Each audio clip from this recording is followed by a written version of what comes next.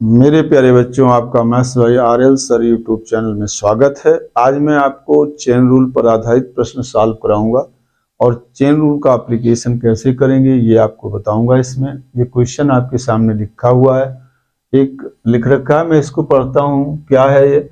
If u is equal to x square plus y square and x equal to t1 plus t2, y is equal to 3t1 minus t2, then to find the value of del u by del t1 and del u by del t2, इन दोनों की values निकालना है। तो इसके लिए सबसे पहले जो दिया गया है उसे हम लिख लेते हैं।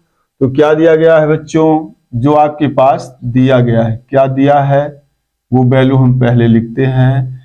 तो बी हैव, यहां पर आपके पास u इज इक्वल टू है एक्स स्क्वायर और प्लस वाई स्क्वायर, इसे नंबर 1 मान लेता हूं मैं। उसके बाद दिया गया है आपके पास एंड आपके पास है x is equal to t1 plus 2 t2 और y इज इक्वल टू है 3t1 माइनस t2, इसे नंबर 2 मान लेता हूं और इसको नंबर 3 मान लेता हूं। ये आपके पास है, यहां तक आ गया। अब ये वैल्यू हमको निकालना है, तो इसके लिए हम चेन रूल बनाएंगे। तो यहां सबसे पहले देखेंगे कौन किसका फंक्शन है। तो u क्या है? u x और y का फंक्शन है, क्योंकि u इक्वल टू क्या लिखा हुआ है यहां पर? x और y। तो u किसका फंक्शन हुआ? x और y का। यहां पर x इक्वल टू क्या लिखा हुआ है? इतना लिखा हुआ है। ये क्या? t1 plus 2t2। तो x किसका फंक्शन हुआ? t1 और t2 का। और y इक्वल टू क्या हुआ? 3t1 माइनस t2, यानी y इक्वल टू इतना लिखा है। इसका मतलब y किनका फंक्शन है? यहां पर लिखी हुई जो वेरिएबल है उनका। तो t1 और t2 का फंक्शन y है। अब इस बात को हम जितना बताए हैं इसको यहां लिखेंगे। यहां लिखेंगे since u is a function of x y and x y are functions of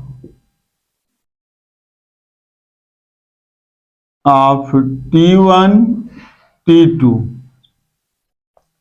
इतना है आपके पास।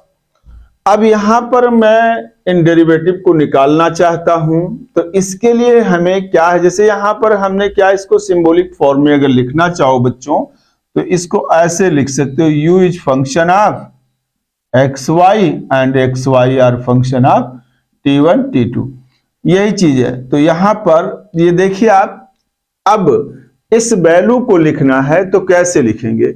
मैं यहां पर इसे बना देता हूं। देखिए यहां पर इस तरीके से, यहां पे u is function of x y and x y are function of t1 t2, ये है। तो ये वैल्यू लिखने के लिए इसका तरीका मैं आपको बताता हूं। सबसे पहले आप यहां पर पहला कौन है? फर्स्ट u है। लास्ट कौन है? यहां पर 2 है, t1 और t2। इसके रिस्पेक्ट में निकालना चाहते हैं, हमेशा लास्ट वाले के रिस्पेक्ट में ही फर्स्ट वाले का डिफरेंशियल कोएफिशिएंट लिखते हैं, चाहे वो पार्शियल हो, चाहे वो टोटल हो और चाहे वो ऑर्डिनरी डिफरेंशियल कोएफिशिएंट हो निकालना। तो आप इस तरीके से फर्स्ट टू लास्ट गए सीधा। और चूंकि देखिए u किसका फंक्शन, इसके अनुसार, यहां के अनुसार u जो है यहां के अनुसार, ये जो सेट है ये t1 t2 है, यानी u मोर देन 1 वेरिएबल का फंक्शन हुआ। यानी t1 और t2 2 वेरिएबल हैं। u कितने वेरिएबल का फंक्शन हुआ? 2 वेरिएबल का, t1 और t2 का। इसके अकॉर्डिंग यहां जो लिखा हुआ है, तो मोर देन 1 वेरिएबल का है यानी 2 वेरिएबल का है। तो यहां जब इसका लिखेंगे इसके रिस्पेक्ट में तो पार्शियल डेरिवेटिव लेंगे, इसका इसके रिस्पेक्ट में लिखेंगे तब भी हम पार्शियल डेरिवेटिव लेंगे। तो फिलहाल u से हम यहाँ अंत में आए और इस t1 को चूज किया, तो अब पूरा काम हम t1 पे बच्चों करेंगे, पूरा का पूरा काम t1 पे करेंगे। तो यहाँ मोर देन वन वेरिएबल है, इसलिए u का जब लिखेंगे तो क्या लिखेंगे, del u by del t1 लिखेंगे, ठीक है, क्योंकि यहाँ दो वेरिएबल है। अब इसके बाद ये तो हो गया, फर्स्ट टू लास्ट चले गए तो ये लिख लिया।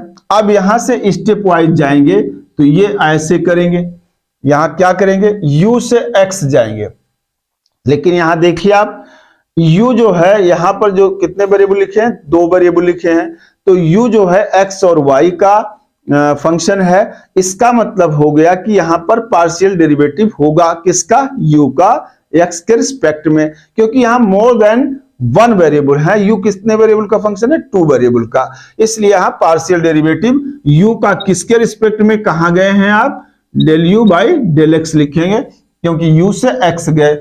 अब अंतिम लक्ष्य तो यहां पर है जिसे आपने चूज किया, तो यहां से यहां पर चले जाएंगे, तो इसका कितना होगा, x का, x अब कितने वेरिएबल का फंक्शन है, x यहां देखिए दो वेरिएबल t1 और t2 का फंक्शन है, लेकिन हम क्या करेंगे, अब इसका डेरिवेटिव लेते समय t1 के रिस्पेक्ट में पार्शियल लेंगे, क्योंकि u कितने वेरिएबल का फंक्शन है, t1 और t2 का, मोर देन वन वेरिएबल का, इसलिए इसके रिस्पेक्ट में यहां क्या लिखेंगे, del x by del t1 कर देंगे। ठीक है बच्चों, ये बात समझ में आ गई होगी। उसके बाद प्लस करेंगे। अब देखिए u से x गए और x से जो लक्ष्य था अंतिम यहां पर पहुंच गए।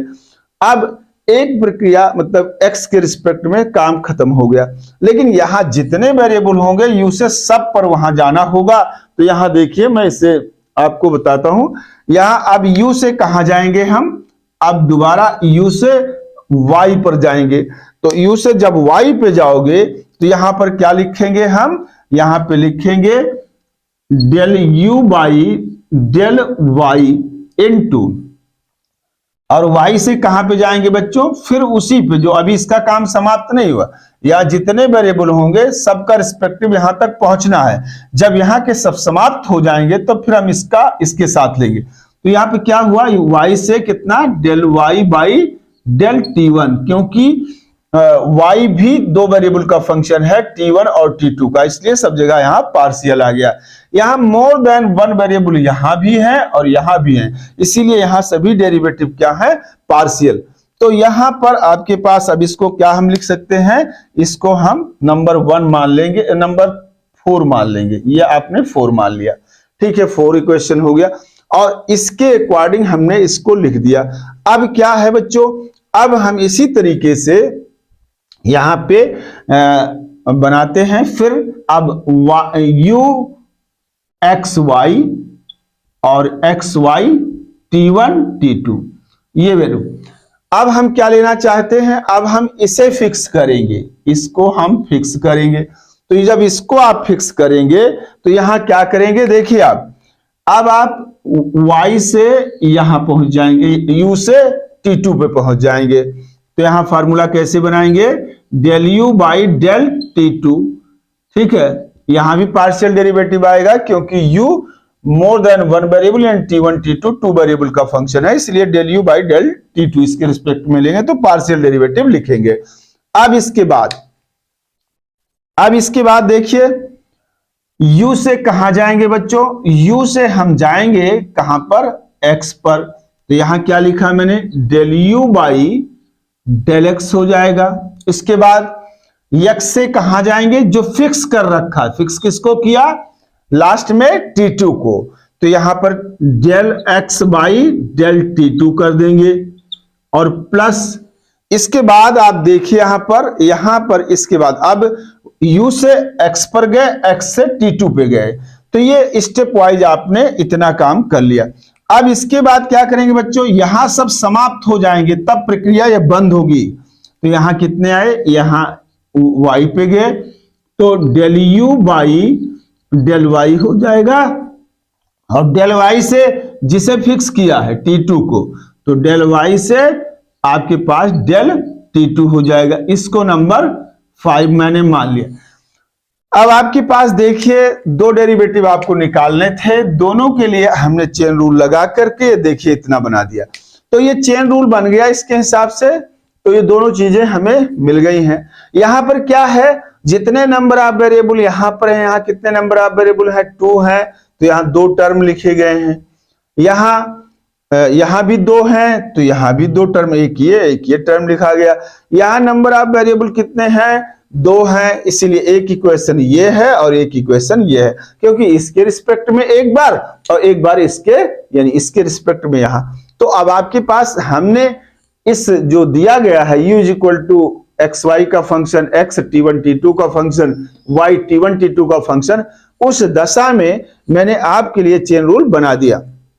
अब क्या है, इन वैल्यूज को निकालने के लिए अब सबसे पहले क्या काम करना होगा, हमें जो यहां पर वैल्यूज दी गई है, यहां पर क्या दिया गया है, निकालना। ये इसकी वैल्यू किसके बराबर है, इतने के बराबर है, यानी आपको अब ये निकालना है, ये निकालना है। ये कहां से निकलेगा, u से निकलेगा। तो यहां पर हम फिर लिखेंगे, यहां पर बड़ी आसानी से ये सब कार्य हो जाएगा। तो यहां लिखेंगे कहां से, फ्रॉम फर्स्ट वी हैव, क्या मिला यहां पर, देखिए आप यहां से, इससे ये वाली value del u by del x निकालेंगे, del u by del x, ये वैल्यू कितनी आ जाएगी बच्चों, इसका किसके रिस्पेक्ट में करेंगे, x के रिस्पेक्ट में पार्शियल डेरिवेटिव, तो x स्क्वायर का 2x हो जाएगा और y का 0 हो जाएगा, उसे लिखने की जरूरत नहीं है। फिर आप y के रिस्पेक्ट में पार्शियल डेरिवेटिव लिखेंगे तो कितना आ जाएगा, 2y आ जाएगा। यहां पे देखिए पार्शियल डेरिवेटिव आपका 2y आ गया। अभी इसके बाद देखिए, थोड़ा सा इसको यहां से हटा रहा हूं मैं, यहां पर इसके सामने लिख दूंगा, यहां पर तो सम स्पेस थोड़ा सा बचेगा, del u by del y, ये 2y आ गया। ये तो हमने इससे x के रिस्पेक्ट में y के रिस्पेक्ट में निकाल लिया बच्चों। अब हमें क्या है, del x by del t1 और del y by del t1, ये आपको इनसे निकालना है। तो हम क्या लिखेंगे, यहां लिखेंगे फ्रॉम सेकेंड, आपके पास आएगा del x by del t1 is equal to, इसका t1 के रिस्पेक्ट में पार्शियल डेरिवेटिव करेंगे तो इसका हो जाएगा 1, और इसका t2 के रिस्पेक्ट में करेंगे तो del x by del t2 के रिस्पेक्ट में जैसे ही आप इसका करोगे तो इसका हो जाएगा 1 और इसका हो जाएगा 0, तो इसका हो जाएगा 2 into 1 यानी कि 1, यहां पे 2 लिख दिया। अब इसी तरीके से फ्रॉम थर्ड वी हैव, कितना मिल जाएगा, ये आपके पास यहां से y का t के रिस्पेक्ट, t1 के रिस्पेक्ट में, तो डेल y और बाई डेल t1 हो जाएगा, और इसकी वैल्यू कितनी आ जाएगी, यहां से t1 के रिस्पेक्ट में करेंगे तो यहां 3 हो जाएगा, और del y by del t2 के रिस्पेक्ट में जब आप इसका करेंगे तो आपके पास कितना आ जाएगा, -1 हो जाएगा। ये बात यहां तक समझ में आ गई होगी। अब देखिए, जो यहां जरूरत थी वो सब की सब वैल्यूज हमको यहां मिल गई हैं, यहां कुछ बचा नहीं है। तो पुटिंग दीज वैल्यूज इन 4 में रखेंगे तो आपके पास del u by del t1, देखिए कितना मिलेगा, del u by del x की value, del u by del x ये निकाल चुके हैं, तो ये वैल्यू आ जाएगी यहां पे 2x, फिर del x by del t1, ये value del x by del t1, ये वैल्यू है इनटू 1 लिख दिया, और फिर del u by del y यहां पर लिखा है तो ये आ गया 2y into del y by del t1 कितना है, del y by del t1 यहां पर आया तो ये आपके पास 3 आ गया। तो कुल मिलाकर के आपके पास आया 2x और प्लस ये 6y आ गया। ठीक है, यहां तक आ गए। अब डेल यू बाई, अब ये वैल्यू आ गई, यही इसका आंसर हुआ। अगर आप इसको चाहें तो यहां से क्या कर सकते हैं, x और y की वैल्यूज यहां रख के इसका t के रिस्पेक्ट में, t1 t2 के रिस्पेक्ट में वैल्यूज प्राप्त कर सकते हैं, तो कोई वहां से दिक्कत नहीं है। चाहे तो आप इसको कर सकते हैं, और ना चाहें तो यहीं पर आंसर। अगर आपको प्रूव करना ऑप्शन कोई आ रहा है वहां पे, तो आप वो यहाँ पर वैल्यू रख सकते हैं। यहाँ पे 2 इंटू x1 का x का मान क्या है, यहाँ पे x का मान है t1 प्लस 2t2 और प्लस y का मान कितना है, y का मान है 3t1 और माइनस t2। और ये वैल्यू आपके पास आ जाएगी कितनी, देखिए आ जाएगा 2t1 और प्लस ये 4t2 हो जाएगा और प्लस 18t1 हो जाएगा ये, और माइनस 6t2 आ जाएगा।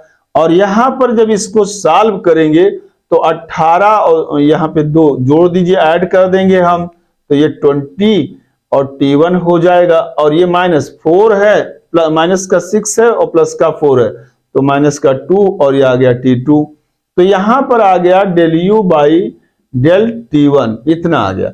एंड आपके पास देखिए यही बात अब यहाँ पे del u by del t1 में कर दें, t2 में कर देंगे हम।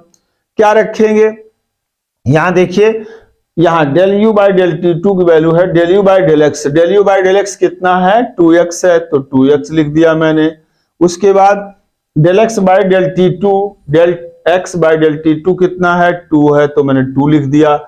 और फिर उसके बाद plus del u by del y, del u by del y कहाँ है, यहां पर है, तो इसको हमने क्या लिख दिया, 2y लिख दिया। और उसके बाद del y by del t2 लिख दिया। del y by del t2 कितना है, -1 है, तो ये हमने यहां से वैल्यू उठा के रख दिया। तो ये आ गया 4x और -2y, इतना आपको मिल गया। अब एक आंसर, जैसे इसका एक आंसर x और y के टर्म में ये आ गया, लेकिन अगर यही चीज ऑब्जेक्टिव में कहीं पूछी जा सकती है तो हो सकता है ये आंसर ना दे करके वहां पर ये आंसर लिखा हो। तो आप क्या करेंगे, x और y का मान यहां से उठा के 2 और 3 से इसमें जब रख देंगे तो ये वैल्यू आपको मिल जाएगी। इसी तरीके इसमें एक आंसर तो ये है, लेकिन अगर ऑब्जेक्टिव टाइप क्वेश्चन बनाया गया कभी, तो आपके पास क्या होगा इस टाइप के प्रश्न में, यहां पर 4 इंटू x की वैल्यू कितनी है, x की वैल्यू है t1 और प्लस t2 यहां रख दिया मैंने -2, और y की वैल्यू कितनी है 3t1 -t2, ये इतनी वैल्यू आ गई। अब इसको आप क्या करेंगे, इसको आप सॉल्व करेंगे, 4t1 और प्लस 8t2 और -6t1 और प्लस का 2t2 आ गया। अब यहां पर देखिए आप यहां पर ऐड कर दीजिए, यहां पे -6t1 है और ये 4t1 है, तो यहां पर आ जाएगा -2t1 और इसके बाद आपके पास आ जाएगा यहां पर 10,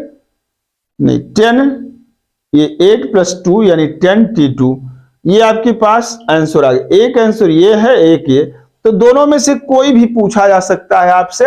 और ये आपके पास पार्शियल डिफरेंशियल कोएफिशिएंट में चेन रूल कैसे लगाते हैं, तो लिखने का तरीका मैंने इसके लिए ऐसे लिखेंगे यहां से आप, और इसको लिखने के लिए ये आपके पास बना दिया डायग्राम।